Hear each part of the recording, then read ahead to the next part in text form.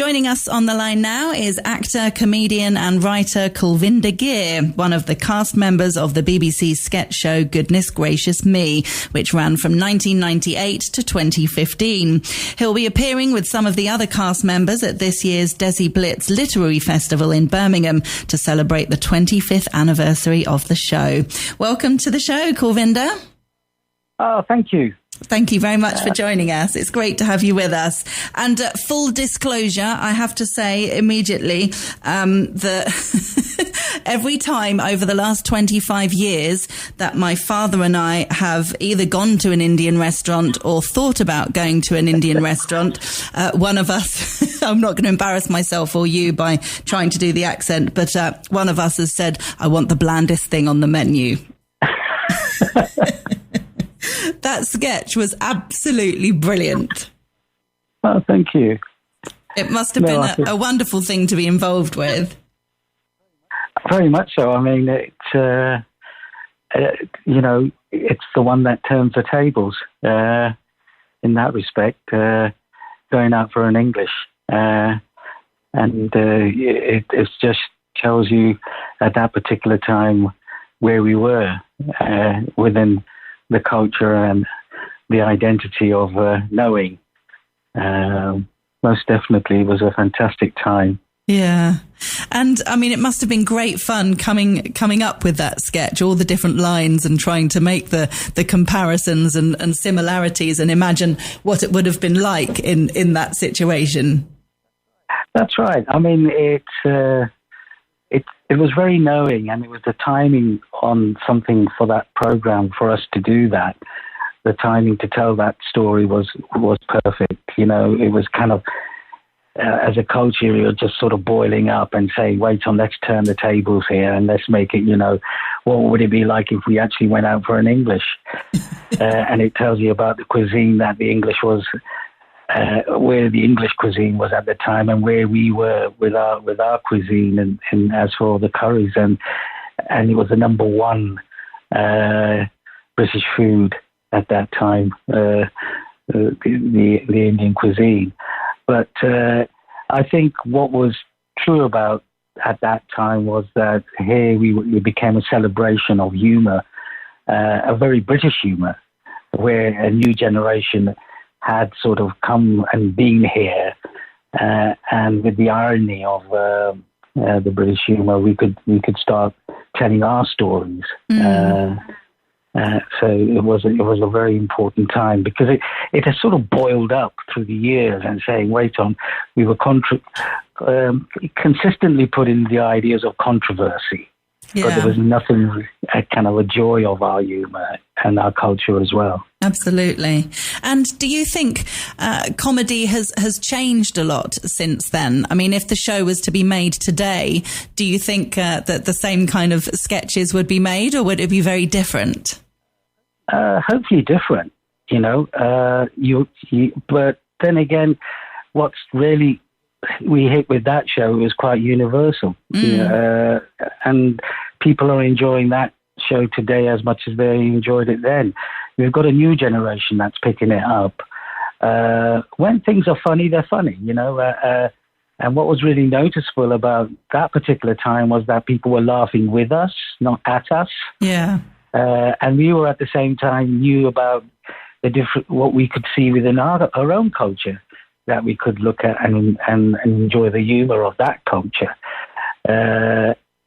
It was a lovely crucible in one sense, where everyone was put into that pot.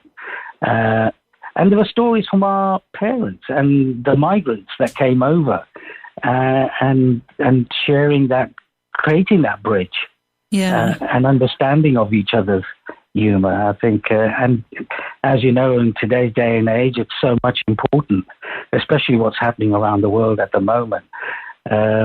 It's something that brought us together and an understanding. When you get a show when people are talking about it in your school, in the playground, and sharing, you really hit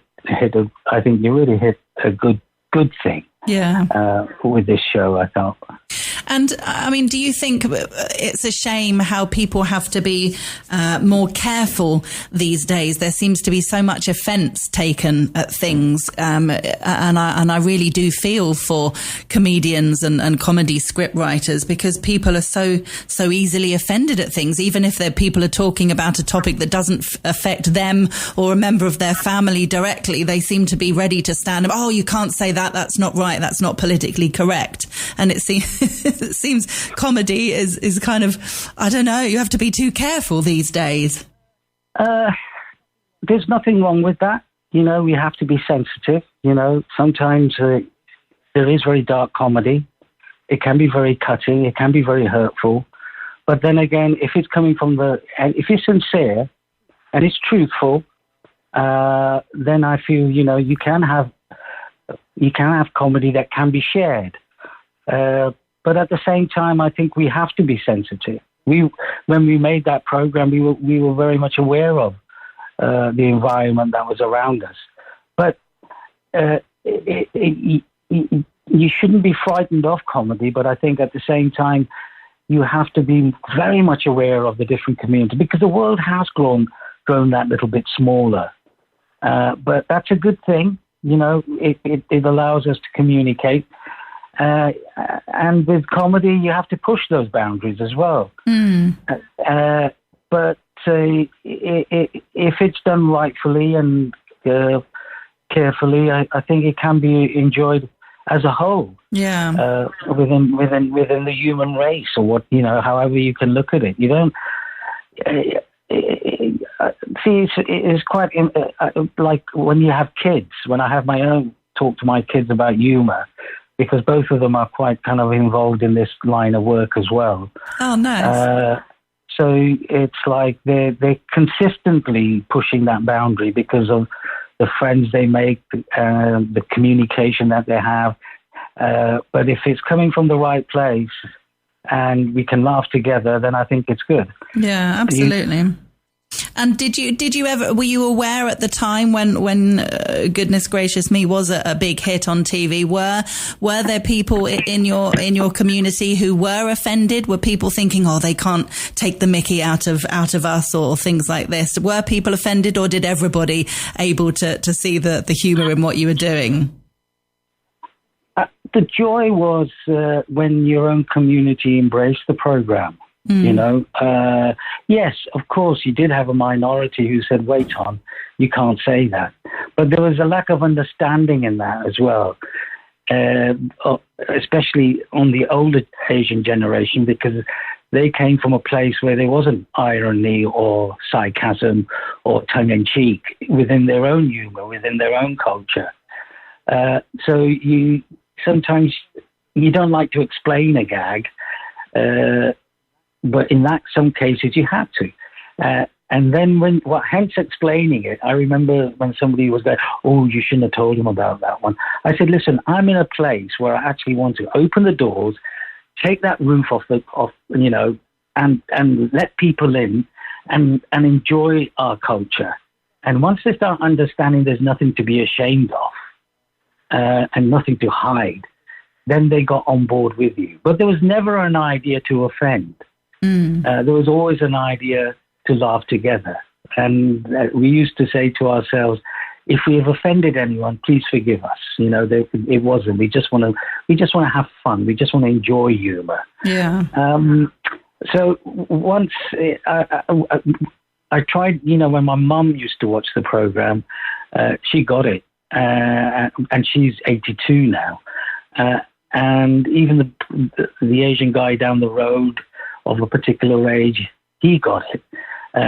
Because another thing was that with the empire itself and with colonialism, there was the language had traveled, the British language itself, and the British sense of humor of it. And when we went to do the specials in India, and when he went out in India, they got it. They understood. But because it is the story of the migrant as well. Yeah. And so it's an experience. And I think it was genuinely enough where we were coming from. And it needed it at that particular time of telling these stories. Yeah.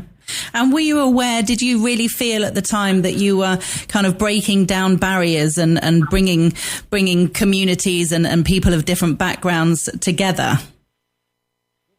With anything like that, not at first. You're amongst yourself in that rehearsal room, improvising and playing and developing. I think what the fortunate thing happened for us as well, we started off in the radio first, on a literal sense. We were trying out, like the Goons were, we were doing them live shows because the BBC at that particular time decided to go back to develop comedy that way. So once and our main audience were at that time a Radio 4 sort of channel, Radio 4 sort of blue rinse, particular age between 40 and 70, who were really enjoying that show. It's only when it came onto the television, on a visual sense, that's when our community in that respect picked it up. So didn't have a clue, really. Mm-hmm. But what was really important was the fun that we were having making the show. And I think that comes across, and really enjoying that humor. Yeah. And then when the reaction came back, you went, oh, okay. I don't think even the BBC knew. Even John Plowman at that time were thinking, our Asian's funny. He didn't know. So you can see how naive he was. So we really threw it out there and said, okay, let's see how it lands. Yeah. And the joy was, for me, the most important thing was that our community picked it up and they embraced it. Then it went into the masses, where it went into the mainstream. And I think that was one of the first programs on a cultural basis were hitting mainstream. That was, people were all laughing together and enjoying the humor. Yeah. It wasn't specifically for one community. No, exactly. And it became a British product, I believe, you know. At one time, I remember I was out in Australia and I bumped into Wazir Akram. And he looked and he goes, oh, I've got to talk to you. I've got to come here. And he says, are you the guy off Goodness Gracious Me? I said, yeah. He said, do you know we have private parties in Pakistan listening to the program? And he said, and you go, wow, okay. So, you know, how that program slowly starts to spread and people could relate to it. It became like not just, it wasn't just in this country. It just didn't belong here. It started to belong everywhere, different parts of the world. Because that was the immigrants' experience. That was it. You know, it was a cultural joy to laugh together. Brilliant. And was it fun being a superhero, Bhangra Man? Again, you know, we were looking to say, God, you know, why isn't there an Asian superhero? And then you say, oh, why don't we invent one like Bhangra Man? And I said, what's his? We were going through, what's his powers? He says, it's Bhangra. That's how he does it. You know, he dances. He dances through everything. He dances through rescuing people. He dances through pulling down buildings. And the second joy was, the trouble was that he didn't speak English. He only knew Punjabi. And I said, what's the most important thing after you've been to a Bhangra do you would like? You would like a masala wali cha, you know? Oh, so fabulous. You just kind of, yeah. No, I was just going to say, you must have had, all of you had so much fun doing this. I mean, coming up with silly ideas and then going, yeah, let's run with that. That's it. You know, see, one thing is I'm always trying to do within our work, because when you write, is to make, if you can make writing that's understandable, and it doesn't necessarily have to be in language, and it can be emotionally run, you trust it a little bit, and I think people would pick that up. And that's why I think that's what we were doing within that program as well. When we were writing it was not to be scared of your own culture either, you know. within that language, and if something needed to be done in Hindi or Punjabi or in Urdu, we felt, yeah, why not? Let's try that. Yeah. And I have to ask you about something completely different, going back quite a few years now. You were one of 3 teenagers chosen to ask a question to Gerry Anderson about his animation techniques, weren't you? Yeah. Yes, I mean, I was 14, I think, 14, 15, on the Extraordinary People show. And again, I was at school and they picked you out of school to say, would you like to go and meet Gerry Anderson, who made Thunderbirds at that particular time? And even then my interest was, I think the question I asked was, how did you find the character of Parker? And he told me that story. That was one of the questions. And at the same time, I did another one at that particular time with the Book Tower, where I got a chance to meet Tom Baker. So, I mean, for me, as a career, I've been doing this since the age of 11, where I kicked off doing impressions over at City Varieties in Leeds, doing the talent competitions. So it's just been a joy. Yeah. And now, to celebrate, goodness gracious me, after 25 years and it's great to go to Birmingham. That's when we've been called over in the DESIblitz to celebrate this with Nina, and hopefully the other 2 guys can make it as well, Oh, fantastic. So what can people expect from you all at the festival?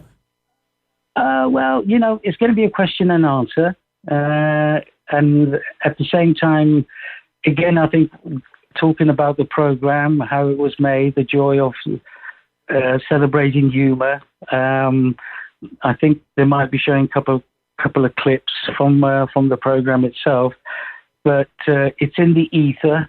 I always think that's important. It's live, so anything is possible. On that evening, and I'm really looking forward to it. And I haven't seen Nina for a while. I know that, and Sanjeev Kohli is one of the writers who was on the program. So when we get on that stage, I think there's always fun to be had.